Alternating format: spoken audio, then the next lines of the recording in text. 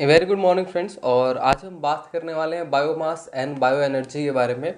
तो इससे रिलेटेड आपके बहुत सारे क्वेश्चंस पूछे जाते हैं कंपटीशन एग्जाम में। जैसे ये आपका टॉपिक डीबीटी में भी आता है, सीएसआर में भी है, गेट में भी है, आईसीएमआर में भी इससे रिलेटेड आपके क्वेश्चन पूछे जाते हैं। तो आज हम इसको देखने वाले हैं। तो हम सीधा स्टार्ट करते हैं। सबसे पहले बायोमास होता क्या है और बायो एनर्जी के लिए इसका हम जो है वो यूज़ कैसे करते हैं। तो जनरली आपने थोड़ा बहुत पढ़ा होगा रिन्यूएबल नॉन रिन्यूएबल सोर्सेज के बारे में। आपने अपनी जो छोटी क्लासेस हैं 6, 7, 8 में, तो उसी को अगर हम देखें तो वैसा ही कुछ है कि हम ऐसे सोर्सेज की सर्च में है कि हमें जो है ऐसे सोर्स मिल जाएं जो कि हमारे रिन्यूएबल हों। जैसे आप प्लांट्स हैं, प्लांट्स को हम दोबारा जो है प्लांट कर सकते हैं, उसका सीड स्टोर कर सकते हैं, तो उससे हमें एनर्जी मिल जाए। तो एक क्या हो जाएगा, हमारा रिन्यूएबल सोर्स बन जाए एनर्जी का, या जो हमारे वेस्ट प्रोडक्ट्स है उसका हमें कुछ यूज़ कर पाए।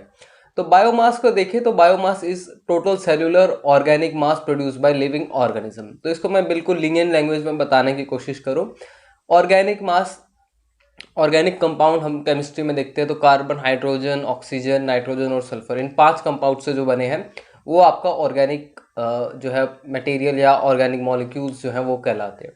तो इसमें आप देखिए कि जो आपके प्लांट्स हैं, एनिमल्स हैं, माइक्रो ऑर्गेनिजम्स हैं, तो सेल्यूलर और जो आपका ऑर्गेनिक मास है जो कि लिविंग ऑर्गेनिज्म का है उसे हम बायोमास कहते हैं। अब इस बायोमास से ही हमें बायो एनर्जी बनानी है। तो बायोमास क्या है, ये आप जनरली देखेंगे तो ये प्राइमरी प्रोडक्ट है फोटोसिंथेसिस का। क्योंकि आप देखेंगे जो आपके एनिमल्स हैं, कुछ एनिमल्स प्लांट्स के ऊपर आपके डिपेंडेंट हैं, कुछ एनिमल्स एक दूसरे को ही खाते हैं, तो वो आप देखेंगे तो प्राइमरी सोर्स आपका फोटोसिंथेसिस आ जाता है जिसमें आपका बायोमास बनता है। तो plants, agriculture product, microorganism, animal waste and manure, तो ये सारी चीज़ें जो हैं ये आपकी बायोमास में है।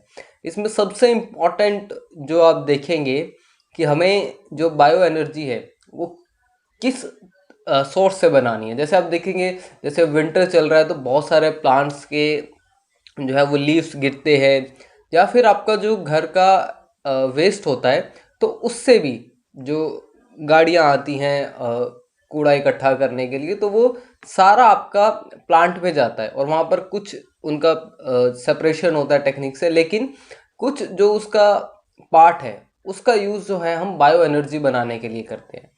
तो आप देखेंगे, आपने प्लांट को देखेंगे तो उसमें आप देखेंगे कि मोस्टली उसमें वुड है। यानी जितना भी आप एग्रीकल्चर में देखेंगे या उसमें देखेंगे तो आपको वुड मिलता है, that is made of lignin and lignocellulose. तो आपका 50% जो आपका लैंड प्रोड्यूस बायोमास है वो आपका लिग्नोसेल्यूलोस है। तो ये आपका एक जनरल इंट्रोडक्शन है ताकि आपको दिक्कत ना हो, क्योंकि हमें एंड में आकर इन्हीं प्रोडक्ट्स का यूज़ करना है। नेक्स्ट स्लाइड पर जब हम चलते हैं तो अब हमने बायोमास का यूटिलाइजेशन कैसे करना है। तो हमने इसको डिवाइड किया हुआ है, जैसे लो मॉइस्चर कंटेंट में, इंटरमीडिएट मॉइस्चर कंटेंट में और हाई मॉइस्चर कंटेंट में। उसी के बेस पर जो है हम प्रोडक्ट निकालते हैं अपने बायोमास से, चाहे वो एनिमल है, प्लांट है, इंडस्ट्रियल वेस्ट है या एग्रीकल्चर वेस्ट है, तो उससे देखते हैं। तो लो मॉइस्चर कंटेंट जो है, जैसे ग्रास, टिम्बर है, तो आपने देखा होगा कि पहले लोग वुड का यूज़ करके खाना बनाते थे, या अब भी स्टीम वगैरह का यूज़ होता है, भाप वाले इंजन जो आते थे। तो यूटिलाइजेशन प्रोसेस क्या है, इसकी कंबशन है और हम इसे स्टीम और इलेक्ट्रिसिटी जो है वो प्रोड्यूस करते हैं। तो लो मॉइस्चर कंटेंट, चाहे वो ग्रास है या टिम्बर है, और भी हो सकते हैं। Intermediate moisture content sugarcane है जैसे, तो इसका यूटिलाइजेशन आप प्रोसेस देखेंगे, गैसिफिकेशन, जिसमें हम मीथेन और अमोनिया, अमोनिया का यूज़ आपको पता है इंडस्ट्री में होता है, बहुत सारे जो सिंथेसिस है उसमें होता है। मीथेन का यूज़ भी होता है, और जो है आपका पायरोलिसिस, जिसमें आपको गैस और जो ऑयल्स हैं वो हम निकालते हैं। थर्ड बात करें हाई मॉइस्चर कंटेंट में, एग्रीकल्चर एंड इंडस्ट्रियल वेस्ट। तो ये जो है इंडस्ट्रियल वेस्ट, ये सबसे खतरनाक है हमारे इन्वायरमेंट के लिए। तो इसको हम किसी यूज़फुल जो है आपका मटेरियल है या एनर्जी में कन्वर्ट करें। इंडस्ट्रियल वेस्ट में आप देखेंगे जो आपकी फार्मास्यूटिकल इंडस्ट्री है, जहाँ पर आपका जो है एंटीबायोटिक्स प्रोड्यूस होती है या विटामिन्स प्रोड्यूस होते हैं, तो वहाँ पर बहुत सारे माइक्रो ऑर्गेनिज्म से उनकी सिंथेसिस होती है। तो उनका जो वेस्ट है उसको हम यूज़ कर सकते हैं। जैसे आपने देखा कि यहाँ पर माइक्रो ऑर्गेनिज्म लिखा है, तो हम उसका भी यूज़ कर सकते हैं, जो निकलने वाला वहाँ से वेस्ट है जो स्लरी है, और एग्रीकल्चर वेस्ट, जैसे आपने देखा होगा गुड़ बनता है तो उसके बाद भी आपका वेस्ट जो मटेरियल है वो बचता है, तो हम उसका भी यूज़ कर सकते हैं। तो इसमें दो यूटिलाइजेशन प्रोसेस हो सकती है फर्मेंटेशन में, आपका अल्कोहल और मीथेन। अब आप अल्कोहल में देखेंगे जो आपकी वीट है, या आप देखते हैं कि स्टोर करते हैं गेहूं को आपके डिफरेंट डिफरेंट जो गोडाउन्स है गवर्नमेंट के, तो वो ख़राब हो जाता है, तो उसके बाद भी उसका यूज़ अल्कोहल प्रोडक्शन में किया जा सकता है। तो फर्मेंटेशन की प्रोसेसेस है, मीथेन है, केमिकल रिएक्शंस में हमारे पास ऑयल्स आते हैं अलग अलग तरीके के। तो इस तरीके से आपने इसको डिवाइड किया हुआ है। नेक्स्ट चलते हैं बायोगैस पे। तो आप बायोगैस पे आप देखेंगे जनरली आपको बहुत क्वेश्चंस मिल जाते हैं, जो आपके एमसीक्यू आते हैं उसमें सबसे फेवरेबल यही क्वेश्चन रहता है कि बायोगैस का जो है आपका मिक्सचर जो है क्या है, किस कंपोजिशन में, कौन सी गैस सबसे ज़्यादा है और कौन सी गैस उसमें प्रेजेंट नहीं है।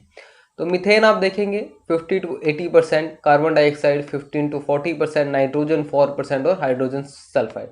एक क्वेश्चन ये भी पूछा जाता है कि आपकी कौन सी गैस बायोगैस प्रोडक्शन के टाइम पे आपकी प्रोड्यूस नहीं होती है, तो ये क्वेश्चन ये भी हो सकता है। बायोगैस प्रोडक्शन के इनिबिटर्स के ऊपर आपसे क्वेश्चन पूछा जाता है, जो मैंने इंक्लूड किया है, और कुछ आपका ट्रेस अमाउंट में हाइड्रोजन, ऑक्सीजन और कार्बन मोनोऑक्साइड। आपको इनके फॉर्मूले जो हैं वो ज़रूर पता होने चाहिए। कई बार ऑप्शंस में आपको फॉर्मूले दिए जाते हैं, नाम नहीं दिया जाता है। CH4 हो जाएगा, CO2 आपका N2 और H2S हाइड्रोजन सल्फाइड, तो ये आपसे पूछा जाता है। बायोगैस को हम और नाम से भी जानते हैं, गोबर गैस के नाम से जानते हैं, सीवेज गैस, कलार गैस और स्लज गैस, तो ये आपका रहता है।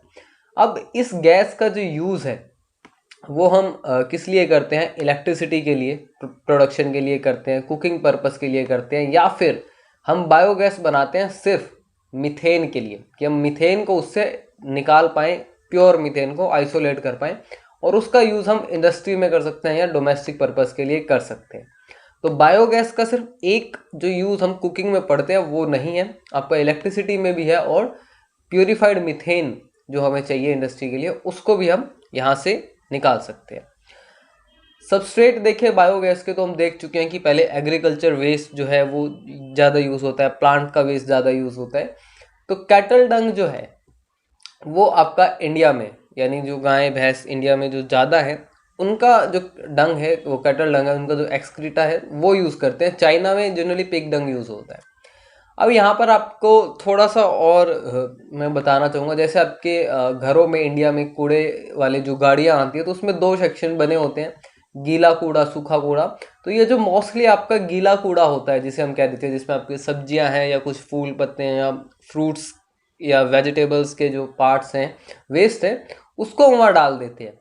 तो जनरली इसी का यूज़ जो है बायोगैस के प्रोडक्शन में होता है। हालांकि जो आपके सूखा कूड़ा है उसमें बहुत सारी चीज़ें ऐसी होती हैं कि जैसे प्लास्टिक है या कुछ और है, तो उनसे हम इतना रिन्यूएबल कुछ ऐसा प्रोडक्ट नहीं बना सकते हैं कि उस वेस्ट को किसी यूज़फुल प्रोडक्ट में कन्वर्ट किया जाए, लेकिन इसको कर सकते हैं, ये आपका डिकम्पोजेबल भी है। तो यहाँ पर एक बात रहती है कि जितना आपका ये जो मटेरियल है, जितना उसमें नाइट्रोजन का कंटेंट होगा उतना ही आपका बायोगैस का प्रोडक्शन ज़्यादा होगा। तो ये जो है रेशो, जिसमें आपका कार्बन और नाइट्रोजन का जो रेशो है वो 40:1 से कम होना चाहिए। तो हम सीधा सीधा कह सकते हैं कि उसमें कार्बन कम हो और नाइट्रोजन ज़्यादा हो, तो एक ये भी पॉइंट हो सकता है कि तभी ये जो है वो कम होगा, लेकिन इतने प्रोपोर्शन में रहना चाहिए, इससे कम भी हो सकता है। अगर ये आपको कम चाहिए कि ये जो आपका C/N का रेशियो है ये कम हो जाए, तो उसमें जो है आपका लिग्निन का कंटेंट जो है वो कम होना चाहिए। लिग्निन मतलब उसमें जो हार्ड कंटेंट है, जैसे आप वुड, लकड़ी वगैरह नहीं होनी चाहिए, तो वो आपका कम होगा, तो उतना आपका ये जो C/N का रेशियो है वो कम होगा और उतनी ज़्यादा जो है मीथेन हमें मिलेगी। तो ये एक पॉइंट है कि आपका कार्बन और नाइट्रोजन का रेशियो है वो 40:1 से कम होना चाहिए, या इतना होना चाहिए ऑप्टिमल बायोगैस प्रोडक्शन के लिए। इसके साथ साथ कई बार हम जो है ऐसे प्लांट्स का यूज़ कर लेते हैं जिनका जो हमारे लिए वैसे भी डेंजरस है, जैसे आप वाटर हाइसिंथ देखते हैं लेक्स वगैरह में, और एक्वाटिक वीड्स हैं, तो इसका भी हम जो यूज़ है मीथेन के यील्ड के लिए करते हैं। तो हम क्या कर रहे हैं, चाहे हमारा पोल्यूशन फैलाने वाले आपके प्लांट्स हैं या फिर डेंजरस हैं लेक के लिए, तो उसका भी यूज़ हम मीथेन प्रोडक्शन में कर रहे हैं। तो आप देखेंगे जनरली प्रोसेस को, तो जो ये प्रोसेस है आपकी एनारोबिक प्रोसेस है, मीन्स ऑक्सीजन की एब्सेंस में हो रही है। Carried out in tight air cylinder tank, anaerobic digester जो है हम इसको कहते हैं। अब ये जो सिलेंडर है टाइट सिलेंडर, ये आपका कई बार जो है लैंड के नीचे इंसर्ट किया जाता है, कई बार ऊपर किया जाता है। तो इसका एक पूरा आपका प्रोसेस होता है जो आपके एग्जाम्स में नहीं पूछा जाता है कि आप किस तरह क्या सेटअप कर रहे हैं, तो वो आपके लिए इतना यूजफुल नहीं है एग्जाम पॉइंट ऑफ व्यू से। तो इसलिए सिर्फ मैंने मेंशन किया है कि एनारोबिक डाइजेस्टर होता है जिसमें आपके माइक्रो ऑर्गेनिजम्स वगैरह प्रेजेंट होते हैं। पीएच आप देखेंगे 6 से 8 है। टेम्परेचर आप देखेंगे 30 to 40 डिग्री सेल्सियस रहेगा। एनारोबिक कंडीशन है। सॉलिड वाटर रेशो 1:1, यानी जो स्लरी सी है आपका, जिसमें लिक्विड या वाटर का जो रेशियो है वो इतना रहना चाहिए, और कार्बन टू नाइट्रोजन रेशियो आपका 30:1 रहेगा। तो ये आपका रहता है जनरली पीएच का। अब इसके बाद आप देखेंगे कि फेजेस क्या है बायोगैस प्रोडक्शन के। तो 4 फेजेस है। सबसे पहला क्या है आपका हाइड्रोलिटिक फेज। तो इस पे आप सेल्यूलोज, स्टार्च, प्रोटीन, लिपिड्स, जो भी आपके घर में आप चाहे देख लीजिए कि एग्रीकल्चर वेस्ट है जैसे फ्रूट्स है, प्लांट्स है, तो उनमें यही होता है। इसको आगे तोड़ लिया जाता है हाइड्रोलिटिक फेज में। Low molecular weight soluble products in organic acid. तो ये आपका जो है आगे फर्दर इससे जो है लो मोलिकुलर वेट कंपाउंड में आ जाता है। फिर आपका एसिडिफाइंग फेज आता है। इसमें आपका hydrogen, oxygen, alcohol, carbon dioxide और ऑर्गेनिक एसिड बनता है। तो आपको इसलिए वहाँ पर बायोगैस का जो आप कंस्टिट्यूएंट्स देख रहे थे, हाइड्रोजन, ऑक्सीजन, अल्कोहल वहाँ पर नहीं था, क्योंकि अल्कोहल आपका कन्वर्ट हो जाएगा अगले फेज में आपका एसीटेट में। तो ये आपका एक इम्पॉर्टेंट फाइट है कि यहाँ पे जो एसिटोजेनिक बैक्टीरिया है थर्ड फेज में, ये आपका अल्कोहल को एसीटेट में कन्वर्ट कर रहे हैं, और फिर जो मैथोजेनिक बैक्टीरिया है ये उसे मीथेन में कर रहे हैं। हालांकि हाइड्रोजन और ऑक्सीजन भी आपका लास्ट में आकर ये मीथेन में कन्वर्ट हो जाते हैं, लेकिन कुछ अमाउंट रहता है, तो इसलिए वहाँ पर मेंशन है। तो ये आपके 4 या आपके फेजेस हैं, hydrolytic phase, acidifying phase, acetogenic phase और मिथोजेनिक फेज। जनरली क्वेश्चन आपका यहाँ से रहता है कि आपसे पूछा जाता है बैक्टीरिया के नाम। तो फेजेस को एक्सप्लेन किया है सबसे पहले हमने। हाइड्रोलिटिक फेज में जो फैकल्टेटिव एनारोबिक बैक्टीरिया है हाइड्रोलाइज करते हैं ऑर्गेनिक, जो कॉम्प्लेक्स ऑर्गेनिक मटेरियल है उसको सिंपलर फॉर्म में। जैसे आप फर्दर कार्बोहाइड्रेट्स के टाइप देखेंगे तो वो टूटते चले जाते हैं आपके मोनोसेक्राइड, डाइसेक्राइड उसमें। एसिडिफाइंग फेज में अल्कोहल, हाइड्रोजन, कार्बन डाइऑक्साइड का बनता है और ऑर्गेनिक एसिड्स भी बनते हैं। एसिटोजेनिक फेज में आपका कन्वर्ट हो जाता है अल्कोहल जो है एसीटेट में, और एसीटेट जो है मेथोजेनिक फेज में ये जो है आपका यहाँ पर मीथेन में कन्वर्ट हो जाता है। यहाँ पर आपसे पूछा जाता है कि बैक्टीरिया, तो मिथोजेनिक बैक्टीरिया, ये आपको नाम जो है ये याद होने चाहिए। मिथेनोबैक्टीरिया आपका ओमालेंस्की, फॉर्मीसियम, ब्रांटी और बेकारी। तो ये आपके बैक्टीरिया जो जनरली आपको ऑप्शन में सिर्फ यही मिलता है, इनके नाम नहीं मिलते हैं, तो आपको सिर्फ ये आपको याद रखना चाहिए। तो एसीटेट मीथेन में कन्वर्ट हो रहा है, CO2NH2 आपका मीथेन में कन्वर्ट हो जाता है, और ये जो आपकी फाइनल रिएक्शन यानी ओवरऑल रिएक्शन कहें, जो ग्लूकोज जो है आपका मीथेन में कन्वर्ट हो रहा है। क्योंकि स्टार्टिंग में आप देखेंगे तो यही आपका मेन रहेगा, सेलुलोज, स्टार्च या प्रोटीन, लिपिड्स, ये आपके जो है टूटते चले जाएंगे और आपको जो है मीथेन मिल जाएगी, और साथ में दूसरे कंपाउंड्स भी आपको मिल जाएंगे। तो ये फेजेस है, इनका एक्सप्लेनेशन है। नेक्स्ट देखिए हम इनहिबिटर्स ऑफ बायोगैस। अब अमोनियम सल्फेट ये क्यों है यहाँ पर, क्योंकि अमोनियम सल्फेट क्या करता है, आपका एक बेसिक कंपाउंड है और आपकी पीएच जो रिक्वायर्ड है उसको चेंज कर देता है। हालांकि जो सल्फेट है वो भी आपका कंपाउंड बना लेता है, जो यहाँ पर एसिटोजेनिक या अल्कोहल जो है वो बन रहा है उनके साथ कंबाइंड हो जाता है और दूसरे डिफरेंट कंपाउंड बना लेता है। तो अमोनियम जो है आपका, एक अमोनिया जो है वो आपका पीएच भी चेंज कर रहा है, सल्फेट आपका कंपाउंड भी बना रहा है।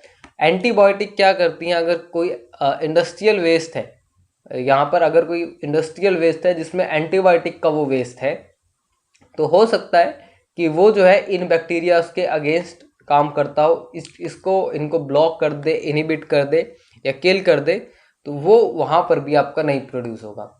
वेस्ट जिनमें सल्फेट ज़्यादा है या अमोनिया ज़्यादा है, क्योंकि पीएच वो नहीं मिल पाएगा, तो तब भी ये आपका बायोगैस का प्रोडक्शन जो है वो नहीं होगा। सो आई होप कि आपको ऑलमोस्ट समझ में आ गया होगा कि हम सिंप्लीफाई तरीके से जहाँ से आपके क्वेश्चन आते हैं उसको एक्सप्लेन करने की कोशिश किया मैंने। So I hope you like the video. You can press the subscribe button. Thank you so much and all the best.